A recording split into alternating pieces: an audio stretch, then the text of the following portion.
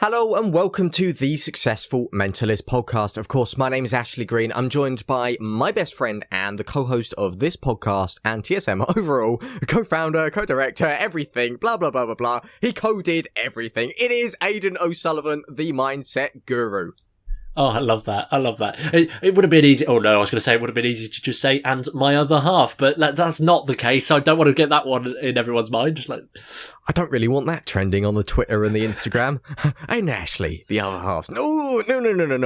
But moving on swiftly past today's awkwardness, we hit something absolutely amazing. It's been just over a year now since we set up the Successful Mentalist. We've been doing this as a place to really share our deep philosophies behind what creates a thriving, hustle-free, fantastic entertainer. We've been doing that through kind of health, mindset, business, and performances, teaching all the stuff that wasn't around and still isn't around when we was growing up and getting into magic and mentalism. This stuff wasn't out there. We had to develop this, learn this ourselves, and we thought, there's so much that we can share to help other people, and we have. We've helped people 1,000 times their fee from performing, find the right direction with their life, overcome massive health obstacles. It's amazing. And on top of that, Aidan, TSM is now in 95 countries around the world. We have raving fans in 95 countries. There are only 195 countries in the world overall, and we have dominated, we have taken over half of the world. Madness. 95 countries. So a massive shout out to all of you, new followers, new subscribers to the podcast, those who have been buying our lectures, coming onto our courses like Learn to Thrive. You guys are absolutely amazing. So a massive thank you from the bottom of my heart. Honestly, it's amazing to see so many people across so many countries. Every time we refresh the list every couple of weeks and we see that there's new countries added, we're always trying to find out which countries it is, just to find out where the countries are, because we don't even know half of the countries that are on our list, which is amazing. But it's not as amazing as the other thing. You see, I did some maths, Ashley, yesterday, and the maths was quite interesting. So I took our average episode length. Okay, so our average episode length, about half an hour. That's our usual thing. Obviously, the tips are a bit shorter and our guest episodes are a bit longer. So that was the average. And I multiplied that by all of the downloads that we've had, the incredible downloads across these 95 countries of all time. And I basically did a little bit of math to work out how much playtime that is, how many minutes have been listened across the lifetime of this podcast as of yesterday.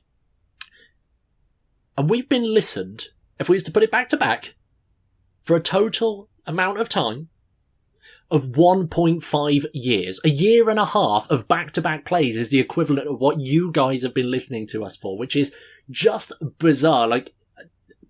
Even bizarrer than the 95 countries. I love the fact that that's the case. A year and a half. I would literally just laugh at this point, Aidan, if we had no listeners and it was just that one guy in Tunisia. Just constant loop of the playlist. Just one episode over and over and over. But anyway, beyond that, today we want to talk about a topic which you guys have been interested in for quite a while. It's very, very out there. Everyone wants to know about it, whether you're a beginner, a pro, an intermediate. It's how to fool your audience. How to fool your audience, how to make them think you're, absolutely bloody brilliant, to put it simply. Well, exactly that. And we've got a kind of a 4-stage process. And for long-term listeners of the podcast, you'll know that we like breaking down our thoughts and philosophies into a couple of clear, really actionable steps. And today there are 4 key elements or 4 key stages that you should probably work through in order to work out and prepare your material to be the most fooling it is. And I think let's get stuck straight into this. The first stage is a really clear question. What is your definition of fooling? What does fooling actually mean to you? Because for some people, it's actually making your audience think that you have some level of powers, whether you are able to read body language or you can intuitively pick up on information off of objects or whatever the case is. That might be one definition of fooling, actually making people think you've got these powers or skill sets. Ashley, what's another example? Well, yeah, another example on that. Obviously, we've covered powers, which are the psychological, the psychic, or maybe just sleight of hand. That's your power at the end of the day, real life sleight of hand. But another example here would be you just want to go out and perform tricks and you just don't want someone to know how you've done the trick. That's perfectly fine and acceptable. Like, there are many good magicians that go out and just perform tricks, and it is actually really entertaining. And it's like this constant fight against logic. Like, how did that happen? Oh my gosh, my brain is like spaghetti. If you want to go out and just perform tricks, obviously there's going to need to be that element of fooling there, because you don't want people to work out how the trick's done. But there's another one, because at this point, when we thought about this, we were like, really, that's the main two at the end of the day. I know a lot of people will be listening to this thinking, at the end of the day, when you're performing magic, that's the main two. You've got either the powers, the psychological, the psychic, the sleight of hand, or anything else that falls under that kind of genre. And then you've got the people that just go out and perform tricks. Isn't that it when you do magic? But there's another one, Aidan. What's that? Well, it's kind of the idea of just making people think that you did something that you didn't do. Like, making people think that you've done one method when you've done something different. Again, you could argue that this is technically a power or just a natural sort of fooling, in that they can't work out how the trick is done. But here it's like a combination of the both of them, because you are teaching them how the trick is done, if you like, but that's not actually how the trick is done. So you kind of got this weird dual reality deception thing. And if you want to know of a great pair of performers that have built an entire career off of this kind of angle, you need to look no further than Penn and Teller. Like, they get told off in the magic world all the time for revealing a trick and then, like, or performing it and then repeating it, showing the audience how it's done. And again, sometimes they've got this great angle where they can literally do that, but also the revealed method is still indifferent to the actual method being used. So that's kind of another example of fooling. But ultimately, like, you can pick up on anything. You can define fooling by your own terms. These are just 3 examples that we wanted to kind of bundle in for the purpose of this episode.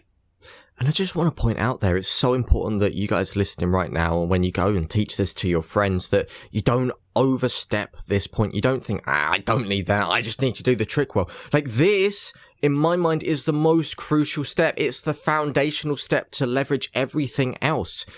Far too often, I see magicians that just say, right, I'm just doing tricks, blah, blah, blah, blah, blah, just want to fool my audience. Okay, I need to practice it and I need to have good presentation and character. Like, that's later, as you're going to hear here. The main crucial part of this is to really think how you want to fool them. It's almost setting you up for that deep understanding within your character, and it sets you up when you understand this point of how you're going to present it, the angles which you want to take it, so you don't go off on these weird tangents and it feels weird to your audience. When you can understand this, it helps build it up to the next step. It's the most crucial part.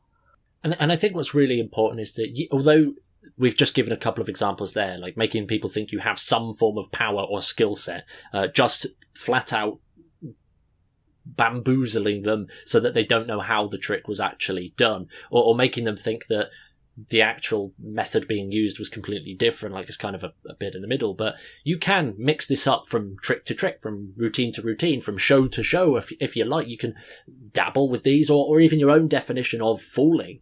But what's really important is that you're not just jumping between any that might contradict the other one. For example, if I want you to think that I've got really great sleight of hand ability, and that's like the core element of this specific routine, and then I try and do another card trick or another effect where I'm just trying to fool them, audiences at that point are going to be programmed to be thinking, well, it's just sleight of hand. He's really good at sleight of hand. So you're going to get a little bit of an overlap and between the way you structure your routines overall, but ultimately it's not fixed. You don't just have to have a definition of fooling that means everything, although you can. It doesn't always have to be like that. It's very pick and choosy, because at the end of the day, it's an art form, right? We're just trying to put a little bit of structure to help you navigate your thoughts and philosophy within the actual art form itself. But again, what is your definition of fooling? So important, and everybody overlooks it.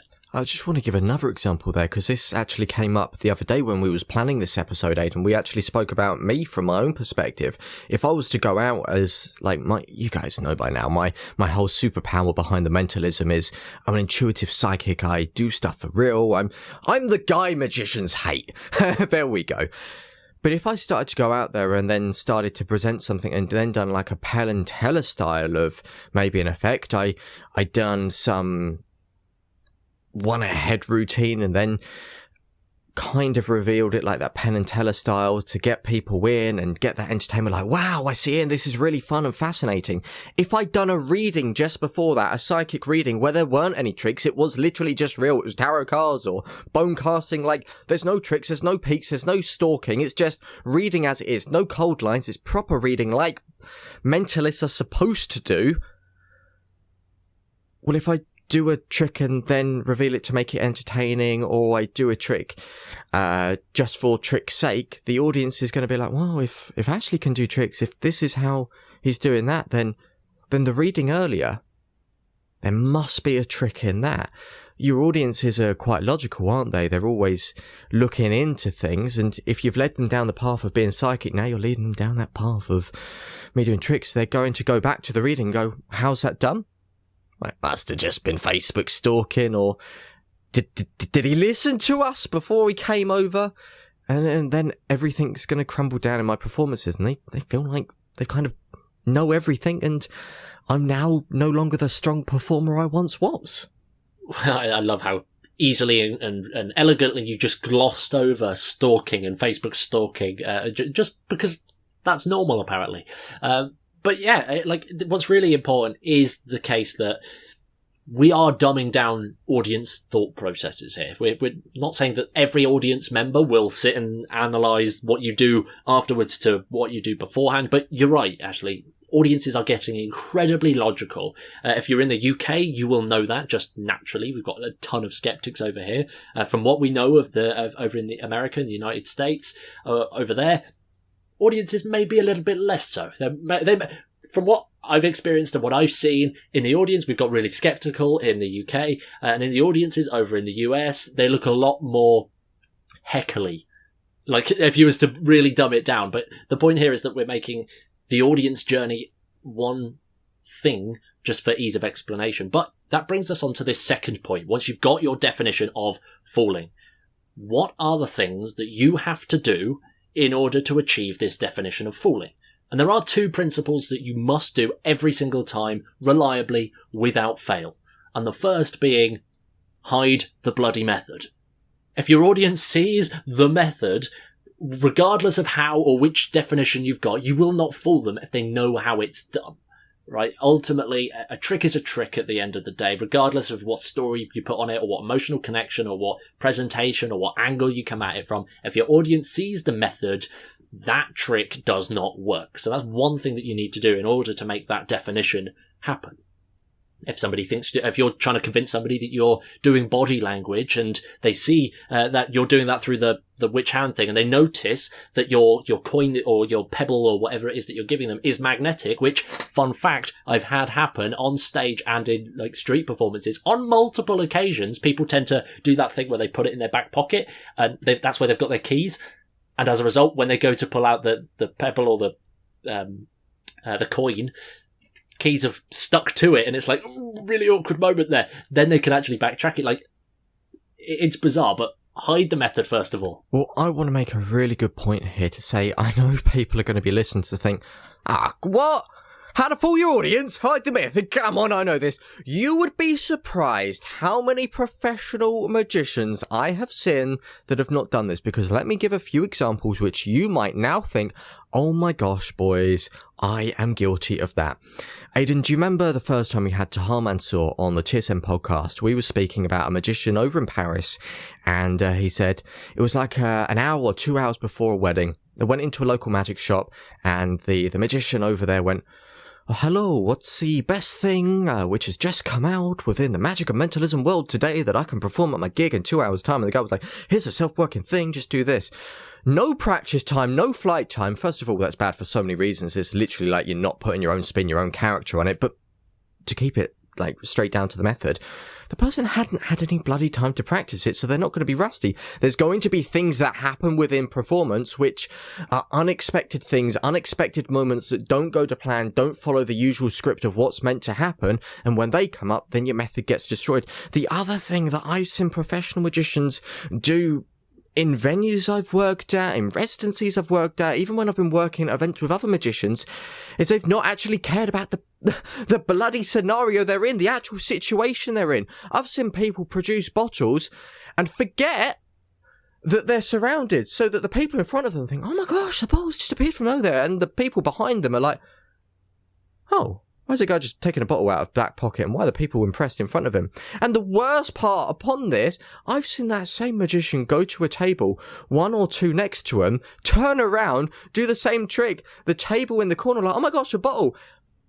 But the table they've just performed to are still like, oh my gosh, how'd they produce a bottle? Look over because they're naturally inquisitive and curious because they like said magician, and literally see the magician reach into the back pocket, pull out the bottle, and now they're shattered. They're like, oh my gosh. So even though that magician in that moment went, yeah, that was cool, I showed him a good trick, they were clearly fooled. No, you've not thought about your environment. Paying attention to your environment is so crucial. I remember when I was speaking to Faye Presto about this. Wonderful a wonderful restaurant entertainer. I'm sure she does fantastic weddings, but she smashes it out of the park with a high-end restaurant residencies. And she's like, the amount of people that don't think about environments when they're using invisible thread as well. And people just think using a visible thread, oh, it's invisible. You've got to think about the lighting situations, what type of lightings, where's the lighting going to be coming from, where your audience is, when you're actually sticking lines of invisible thread across. You know, all of this, you have to pay attention to it because it's the stuff that we don't think about as magicians or mentalists going into this area.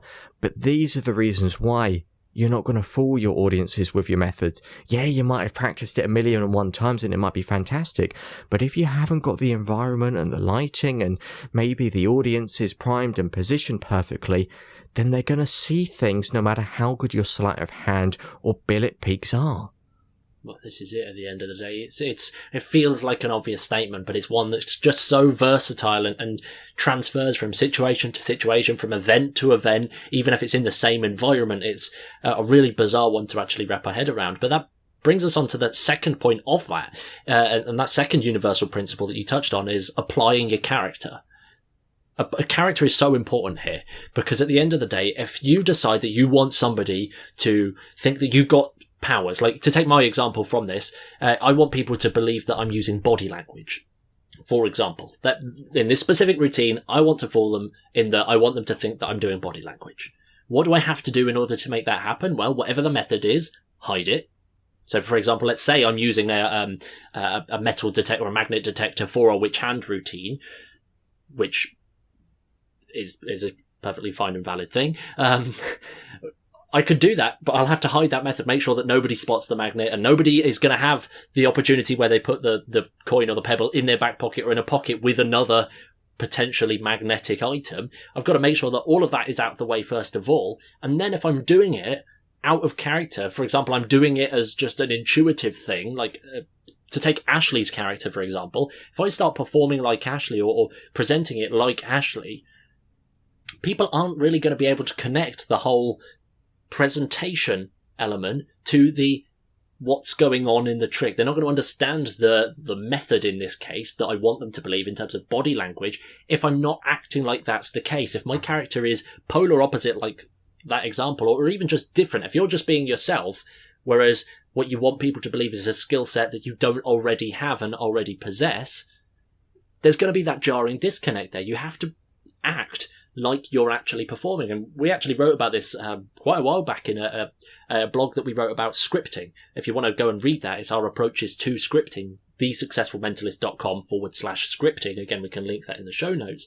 But we actually explore the fact that in there, you have to be able to prepare your script and also your presentation towards the thing that you're doing, whatever that outcome of fooling actually is. So in this case, the body language example is just one that I've had to work through myself. But I'm sure there's plenty of other approaches to that. I think this is why propless mentalism, a lot of people hate it, and for real world audiences it doesn't go down too well, and it's because the method is the presentation, and when people perform it, and why a lot of pros say, oh, propless mentalism doesn't work, propless mentalism doesn't work. I'm just going to put it out there. Every single trick TSM has released, whether it be my hand stick, your witch hand, Tahar Mansour's multiple paths, or Phil Smith's Quinta, they're all propless methods, yet the working pros, like Sidney Friedman, for example, or the guy who, I can't remember his name, Todd Robbins, there we go, who works with Todd Teller. Robbins, blimey. It happens. We speak to so many people. Sorry, there's my ego going off. But you get the point there. Those people going, wow, these are amazing. And the reason why they've said they're amazing is they don't connect it to propolis mentalism, because in their minds, propolis mentalism is anagrams and where the process and presentation is the actual method. If you want to do propolis mentalism well and actually it be falling to your audience and have that go absolutely spiffing, for a word, then you need to think about how you can disguise the pre-written process with your actual character. If you're going along and thinking, is there an R in there? Is there a U in there? Is there an A, an I? Does this feel heavy? Does this feel light?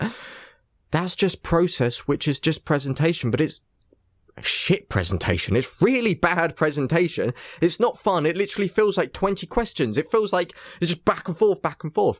If you can hide that within the actual presentation and apply it to your own character, tweak things around so that that method is now hidden and it feels like your actual character. That's why the reason why I've seen Fedon Bilek do propolis mentalism, like in Orion, for example, to his audiences and to the magicians, the mentalists, and the real world people he's performing to, it doesn't feel like that back and forth question. It doesn't feel boring. It doesn't feel obvious. It doesn't feel like rubbish propolis mentalism, which is just, oh my gosh. Well, you've gone through every letter in the bloody alphabet. You know what this is now. From the audience's perspective, it feels real because the way Fedon is going about the process is by applying his psychic character to it so it works for him. It's almost like he's using intuition to pick up on little bits, little nuggets. It's just deep down he's actually going through a process to get them to piece it together using very clever methods so that he can work out what maybe word or object they're thinking of. But he's taken the extra step to apply the character on top, therefore hiding the propolis method. So if all of us as mentalists and magicians doing propolis work can get out of just reading it in the book and then doing it and start to actually put some brain cells into it and apply character, then propolis mentalism will work well in a wedding environment, in a corporate environment. And as hard as I'm just going to say it, maybe some of the working pros who say it doesn't work, maybe they're just lazy, or maybe they haven't worked out that to make propolis mentalism work, you have to apply your own character on top of it. Exactly that. And that's kind of the two really obvious universal principles actually under that second question. What are the things that you have to do in order to make that happen? So to recap everything so far, point number one, what is your definition of falling? Get really clear on that definition. Then step two, what are the things that you have to do in order to make that happen, including hiding the method in every possible sense and also applying your character so it comes true to you. The third question here, or the third point, it's not really a question, but it's actually in performance, and you've got to be prepared for this.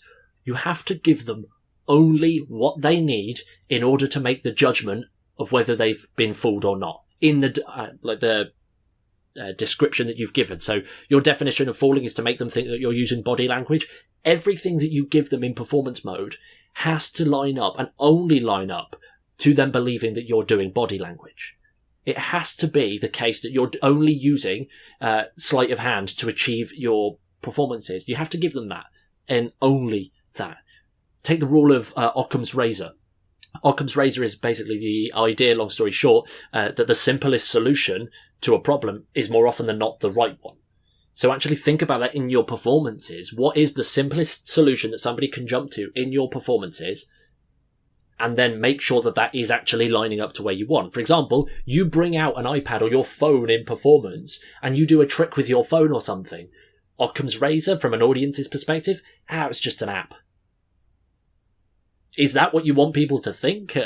Maybe. Maybe that is exactly what you want them to think. It's totally up to you, but at the same time, it's probably not what you want your audience to think. So now you can start training up and thinking about the things that will actually allow you to block out all of these unwanted thought processes and these unwanted suggestions and methods. And you'll still get people every time you pull out your phone say, it's an app. He had some water. He's got a stooge. He walked to the front of the stage. That must mean he's wearing an earpiece. You'll get people like that just because that's people. And they're more often than not the skeptical people. But that's a really important thing. Give them only what they need in order to make the judgment of whether they've been fooled or not. Well, this boils down to people in general just being logical. Every audience member you perform to is going to one way or another want to work out how you've done it. Now, here's the thing. For me, performing as a psychic, you might think that, oh, the people I'm performing to, well, they don't want to work out how it's done. They just want to appreciate it for just being genuine psychic power. No, when I perform to them, they want to work out exactly how it's done. It's just the little nuggets along the way hint at it being psychic ability, so that they leave, their logical mind has gone, well, there's obviously not a magic trick here. This is so fair. So, like, no one wrote down your Auntie Susan. It just appeared out of nowhere. Like, there's no other logical explanation apart from the guy must be psychic. And because of the presentation angle that I've hinted along the way, every audience is logical. They want to work out how it's done. So it's up to you to plant your little seeds, your little red herrings to lead them to the specific point where you want them to go. Whether that is in my case, psychic, whether in Aidan's case, psychological, whether in your case, a trick or genuine magic powers, and you can make that elephant appear on stage. Whatever that is for you, you've got to lead them to there. But here's the thing. You don't want to lead them to there by going, I'm going to demonstrate some psychic powers, because everyone's mind has that natural BS detector to go, no, you're not. If you go out there and make a big claim, then as Banachek and James Randi said, you've got to give good evidence to back that up. So now it's going to be harder for you to actually persuade them that maybe you are psychic, psychological, or doing real tricks. Use their skeptical wisdom to your advantage to don't go out there and make these big claims. Just be, as we always say, and start planting those seeds. When I go out and I perform as a psychic, my character is deep-rooted so that it looks what the audience believes a psychic would look like. I've taken the audience's perspective and I've applied that to the performance. Now when I'm performing, they feel like I am a psychic because that's what's going on in their head. Because of the little red herrings along the way, that leads them to the only possible explanation. One of the things as well which I want to take from this is from the Piddingtons, fantastic mind-reading duo from ages ago. And when people would ask them how an effect was done, they just say, hey, I've given you the facts, you make up your own mind. And I loved that because it let people follow their own mind and the little process which they've already taken them on to end up at exactly where they want to go without them saying, well, it's done as psychic. Exactly that. So far we've actually covered what is your definition of fooling, what are the things that you have to do in order to make that definition happen, and now we're giving them only what they need in order to make that fooling judgment. Give them only that through the red herrings, through maybe even addressing a big bold claim and a big bold statement to make people think a certain way, so that then you can back it up with unconditional proof. Again, that's something that I love using myself. I love doing a routine and for example, and I know I bring it up all the time on the podcast just because it's a perfect example of this in action, but take my witch hand routine, the one that I lectured in all about the tricks. So that routine, I open and tell people, is a silly little game I want to play. And on stage, I actually tell people it's using psychology and body language. Now, the good thing here is that the method is hidden because the method is the exact thing. It is psychology and body language. But here I'm making this big, bold claim. And people are naturally of that skeptical, of that challenge mindset. They're going to be looking at every opportunity to either support the statement I'm making or deny it. And because beautifully in this situation, there is no possible way of them denying it because there is no other method in play. Even if they can't say, or even if they don't want to agree to the big bold claim, they can't disprove it, which as a sort of a weird dynamic means that they also believe the claim, even if they don't want to openly admit that they're believing this claim. It's a really weird dynamic and something that you can do. It's controlling your audience's thought processes on that bigger level through things like big bold claims, etc. But now the final question. You've gone through all this process. You've got your definition. You've worked out exactly how to make that definition happen. And you've got your entire set of performance skills here in terms of giving them exactly what they need. The final question is, do you really want to fool your audience? Do you want to fool them in the first place? Because at the end of the day, it's one thing to go out and be an entertainer of any kind. But that's the key. Are you going to go out there and try and be an amazing, world-class, top-tier professional entertainer? Or are you going to go out there and be an amazing, top-tier, world-class professional trickster, fooler, person that does this thing? And this is, again, where the lines get blurry, because ultimately there is both an overlap and a distinct difference between those approaches. But do you really want to fool your audience? Ashley, could you sort of explore and unpack that? Well, look, I mean, first of all, I just want to relate that down to something that you said at the beginning. It's art. Like, all of you listening now, you can do what you want. But for me personally, my one main job as an entertainer is to entertain. Everything I do is focused around the audience. We spoke for the last really year when we was mentioning online shows, and me and Aidan was saying every single change I made in my online shows was for the audience, to make the audience experience better. I didn't change any of the tricks, did I, Aidan? No, not at all. Yeah, exactly. Like, it was just the show in general. But I changed little subtleties throughout to get more engagement. So got more people doing things at certain moments so that they would feel involved, which was a massive problem within online shows. Even now, when I'm performing live in-person shows, everything I do is for the audience. I've been told off sometimes because, like, people think my intros are too long when I'm just introing a show, but people are actually entertained. People are having fun. They're enjoying my jokes, my laughs, the mass communication. People are so happy and enthralled, and I haven't even shown them a trick yet. It's just the tricks and the effects are almost, in my opinion, the icing on the cake.